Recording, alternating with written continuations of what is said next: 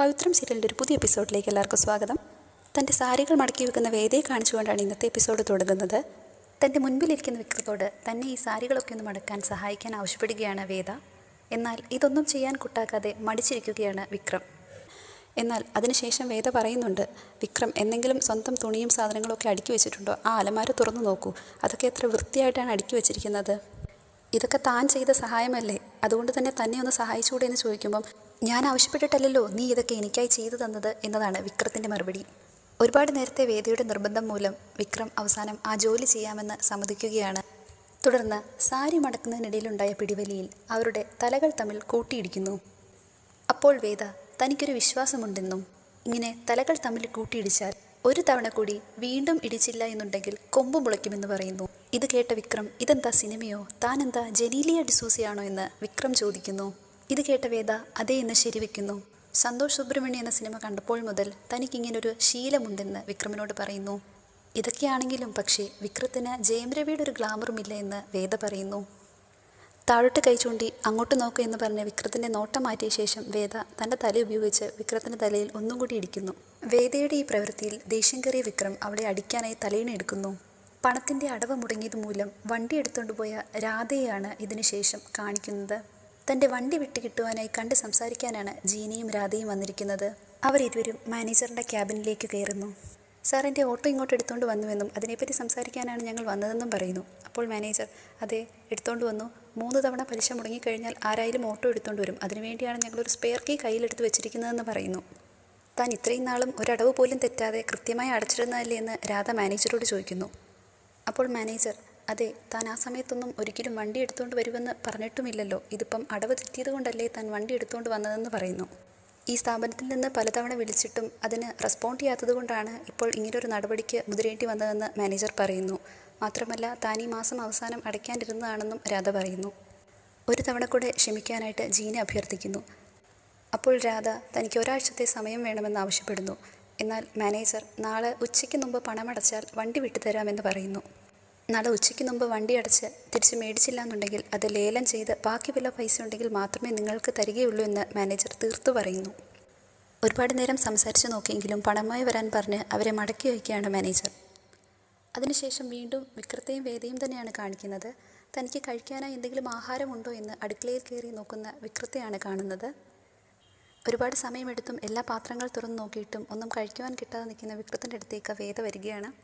അപ്പോൾ വേദ, എന്താ ഭക്ഷണമുണ്ടോ എന്ന് നോക്കുകയാണോ എന്നും പിന്നെ അടുക്കളയിൽ വേറെന്താണ് നോക്കുന്നതെന്ന് വിക്രം പറയുന്നു. തുടർന്ന് ഭക്ഷണമൊന്നുമില്ല എന്ന് വേദ പറയുമ്പോൾ, അപ്പോൾ അമ്മയൊന്നും വെച്ചില്ലേ എന്ന് വിക്രം ചോദിക്കുന്നു. അപ്പോൾ ഇല്ല എന്ന് തന്നെ വേദ പറയുന്നു. വല്ലതും വേണമെങ്കിൽ തന്നെ ഉണ്ടാക്കി കഴിക്കണമെന്നും തനിക്ക് വിശപ്പില്ല എന്നും തന്നെ ചെയ്ത് കഴിച്ചോളൂ എന്ന് വേദ വിക്രമിനോട് പറയുന്നു. കുറച്ചു മുമ്പ് താൻ ചായ ഉണ്ടാക്കിയില്ലേ, അതുകൊണ്ട് തന്നെ ചോറ് വിക്രം ഉണ്ടാക്കുക എന്ന് വേദ പറയുന്നു. തനിക്കിതൊന്നും ശീലമില്ല എന്ന് വിക്രം പറയുമ്പോൾ, എനിക്കും ഇതൊന്നും ശീലമില്ലായിരുന്നു, ഞാൻ അച്ചമ്മയുടെ യൂട്യൂബ് ചാനൽ കണ്ടാണ് ഇതെല്ലാം പഠിച്ചതെന്ന് വേദ പറയുന്നു. അതുമാത്രമല്ല, ഇങ്ങനെ കൊട്ടേഷൻ പണി മാത്രമായി നടക്കാതെ സ്വന്തമായി ആഹാരം ഉണ്ടാക്കി കഴിക്കാനും പഠിക്കണമെന്ന് വിക്രത്തിനെ കളിയാക്കി വേദ പറയുന്നു. തുടർന്ന് പൂട്ടിയിട്ടിരിക്കുന്ന ഈ വീടിന് പുറത്ത് തനിക്ക് എങ്ങനെ എത്തിപ്പെടാമെന്ന് വിക്രം ആലോചിക്കുന്നു. അപ്പോഴാണ് മച്ചിൻ്റെ പുറത്ത് ചെന്ന് ഓടിളക്കി മാറ്റി പുറത്തിറങ്ങാമെന്ന് വിക്രം ആലോചിക്കുന്നത്. പുറത്തിറങ്ങാൻ പറ്റുമോ എന്ന് താനൊന്ന് നോക്കട്ടെ എന്ന് പറഞ്ഞുകൊണ്ട് വേദയുടെ മുമ്പിൽ കൂടെ പോകുന്ന വിക്രം, അപ്പോൾ തന്നെ ഒറ്റയ്ക്കാക്കി പോകല്ലേ എന്ന് പറഞ്ഞ് വേദ പുറകെ പോകുന്നു. എന്നാൽ താൻ പോവുകയാണെന്നും താൻ കൂളായി ഇപ്പോൾ പുറത്തിറങ്ങി പോകുന്നത് കാണിച്ചു തരാമെന്ന് പറഞ്ഞ് വിക്രം പോകുന്നു. തന്നെ തനിച്ചാക്കി പോകരുതേ എന്നും തനിക്ക് ഒറ്റയ്ക്കിരിക്കാൻ പേടിയാണെന്നും പറഞ്ഞുകൊണ്ട് വേദ പിന്നാലെ ചെല്ലുന്നു. എന്നാൽ നീ ഒറ്റയ്ക്ക് അവർ വരുന്നത് വരെ ഈ വീട്ടിലിരിക്കുമെന്ന് പറഞ്ഞുകൊണ്ട് വിക്രം പോകുന്നു. അതുമാത്രമല്ല, വീടിൻ്റെ പുറത്തിറങ്ങുന്നതിന് മുൻപായി ഓരോ കാര്യങ്ങൾ പറഞ്ഞ് വേദയെ പേടിപ്പിക്കുകയാണ്. അവരുടെ ഈ വീട് നിൽക്കുന്ന പറമ്പിന് പുറകിൽ ഒരുപാട് പേരെ കുഴിച്ചിട്ടിട്ടുണ്ടെന്ന് വിക്രം പറയുന്നു. ഈ വീടിൻ്റെ പുറക് ഒരു പൊതു ശ്മശാനമായിരുന്നു എന്ന് പറയുന്നു. ജീവിച്ച് കൊതി തീരാത്ത ഒരുപാട് പേര് ഇപ്പോഴും ആ മണ്ണിനൊടിയിലുണ്ടെന്ന് പറയുന്നു. ഇതെല്ലാം കേട്ട് പേടിച്ച് നിൽക്കുകയാണ് വേദ. രാത്രി സമയമാകുമ്പോൾ യക്ഷികൾ അവിടെ നിന്ന് വരികയും വീടിനകത്ത് കയറുമെന്ന് വേദയെ പറഞ്ഞ് പേടിപ്പിക്കുന്നു. അങ്ങനെ ഈ രാത്രി മുഴുവൻ താൻ ഒറ്റയ്ക്ക് ഈ ഒരു വീട്ടിൽ ചെലവഴിക്കാൻ വേദയോട് വിക്രം പറയുന്നു. ഇതെല്ലാം കേട്ട് പേടിച്ച് വേദ തന്നെ ഇവിടെ ഒറ്റയ്ക്കാക്കി പോകരുതെന്നും തനിക്ക് ഒറ്റയ്ക്കിരിക്കാൻ പറ്റില്ല എന്നും വിക്രത്തിനോട് പറയുന്നു. ഇത്രയും പറഞ്ഞ് വിക്രം രക്ഷപ്പെടാനായി ഓടുകയാണ്. എന്നാൽ വിക്രത്തിനെ തടയാനായി വേദ പിന്നാലെ. വിക്രമത മച്ചിൻ്റെ കോണിപ്പടികൾ ഓരോന്നായി കയറുന്നു. പുറകിൽ നിന്ന് വേദ തന്നെ വിട്ടിട്ട് പോകരുതെന്ന് വീണ്ടും വീണ്ടും പറയുന്നു. ഇനിയുള്ള ജീവിതം നീ ഒറ്റയ്ക്ക് ജീവിക്കുകയെന്ന് വേദയോടായി വിക്രം പറയുന്നു. മാത്രമല്ല, ഇന്നത്തോടെ നിൻ്റെ ഇവിടുത്തെ ജീവിതം അവസാനിക്കുമെന്നും വേദയോടായി വിക്രം പറയുന്നു. പേടിച്ച് പനി പിടിച്ച് നീ ചത്തുപോകുമെന്ന് പറഞ്ഞ് വേദയെ വിക്രം ഭയപ്പെടുത്തുന്നു. മാത്രമല്ല നാളെ അമ്മയും അച്ഛനും എത്തുമ്പോൾ നിന്നെ അവർ ആശുപത്രിയിൽ കാണിച്ചുകൊള്ളുമെന്ന് വിക്രം പറയുന്നു. പടികൾ കയറി മേളിലോട്ട് പോകുന്ന വിക്രത്തോട് തന്നെ ഒറ്റയ്ക്കാക്കി തനിച്ചാക്കി പോകരുത് എന്ന് വേദ വീണ്ടും അപേക്ഷിക്കുന്നു. എന്നാൽ ഇതൊന്നും കേൾക്കാൻ കൂട്ടാക്കാതെ പടി കയറുകയാണ് വിക്രം. വേദ പിന്നിൽ നിന്ന് വീണ്ടും കരഞ്ഞപേക്ഷിക്കുന്നുണ്ട് തന്നെ ഒറ്റയ്ക്കാക്കി പോകരുതെന്ന്. എന്നാൽ ഇതൊന്നും കൂട്ടാക്കാതെ പരിഹാസസ്വരത്തിൽ വീണ്ടും ഗുഡ് ബൈ പറഞ്ഞ് നോക്കാതെ പെട്ടെന്ന് കാലെടുത്ത് വെക്കുന്ന വിക്രം വഴുതി വീഴുന്നു. പടിക്കെട്ടുകളുടെ മുകളിൽ നിന്ന് കാൽ വഴുതി വീണ വിക്രം വേദയുടെ ദേഹത്തുകൂടിയാണ് വീഴുന്നത്. അങ്ങനെ രണ്ടുപേരും താഴെ മറിഞ്ഞു വീഴുന്നു. പെട്ടെന്ന് തന്നെ വീണ് കിടന്ന ഇടത്തു നിന്നും വേദ എഴുന്നേൽക്കുന്നു. തന്നെ പേടിപ്പിക്കാനായി വിക്രം നേരത്തെ പറഞ്ഞ ചാത്തനെ ആവഹിക്കാനുള്ള മന്ത്രം അച്ഛമ്മ പറഞ്ഞു തന്നിട്ടുണ്ടെന്ന് വേദ പറയുന്നു. ഇതും പറഞ്ഞ് വേദ ആ മന്ത്രം ചൊല്ലുന്നു. ഇതെല്ലാം കണ്ടുകൊണ്ട് വിക്രം ഇപ്പോഴും നിലത്ത് കിടക്കുകയാണ്. താൻ ഈ മന്ത്രം ദിവസവും 101 തവണ പറയാനുള്ളതാണെന്നും മാത്രമല്ല ചാത്തൻ വിക്രത്തിനെ ഒരിക്കലും വിടുകയില്ല എന്നും വേദം പറയുന്നു. ഇതെല്ലാം കേട്ടുകൊണ്ട് വേദയെ തന്നെ നോക്കിക്കിടക്കുന്ന വിക്രം പെട്ടെന്ന് ഞെട്ടി എഴുന്നേൽക്കുന്നു. ഇത്രയും നേരം ഇവിടെ എന്താണ് സംഭവിച്ചത് എന്ന് ഓർമ്മയില്ലാതെ പരുങ്ങുകയാണ് വിക്രം. താൻ പറഞ്ഞത് വല്ലതും കേട്ടോ എന്ന് വേദ ചോദിക്കുന്നു. എന്തു ഭാവിച്ചാണ് വിക്രം തന്നെ ഇങ്ങനെ നോക്കുന്നതെന്ന് വേദ ചോദിക്കുന്നു. അഥവാ വല്ല വേണ്ടാത്ത വിചാരം വെച്ചിട്ടാണെങ്കിൽ തന്നെ കണ്ണ് കുത്തിപ്പൊട്ടിക്കുമെന്ന് വേദ പറയുന്നു. അപ്പോൾ വിക്രം താനാ ടൈപ്പല്ല എന്ന് പറയുന്നു. അന്നേരം വേദ അങ്ങനെ ആവരുതെന്നും പറഞ്ഞ് വിലക്കുന്നു. എന്നാൽ താൻ നല്ല കുട്ടിയായി എന്നെ നോക്കി ഇവിടെ ഇരുന്നു എന്ന് വേദ വിക്രമിനോട് പറയുന്നു. അതിനുശേഷം വിശക്കുന്നുണ്ടോ എന്ന് വേദ വിക്രത്തിനോട് ചോദിക്കുന്നു. ഇത് കേട്ടിട്ടും ഒന്നും മിണ്ടാതിരിക്കുകയാണ് വിക്രം. അപ്പോൾ അതുകൊണ്ടല്ലേ അടുക്കളയിൽ ചെന്ന് താൻ ഭക്ഷണം നോക്കിയത് എന്ന് വിക്രം പറയുന്നു. എന്നാൽ വാ, താൻ ഭക്ഷണം എടുത്തു തരാം, ഉച്ചയ്ക്കുള്ള ഭക്ഷണം അവിടെ എടുത്തു വെച്ചിട്ടുണ്ടെന്ന് വേദ പറയുന്നു.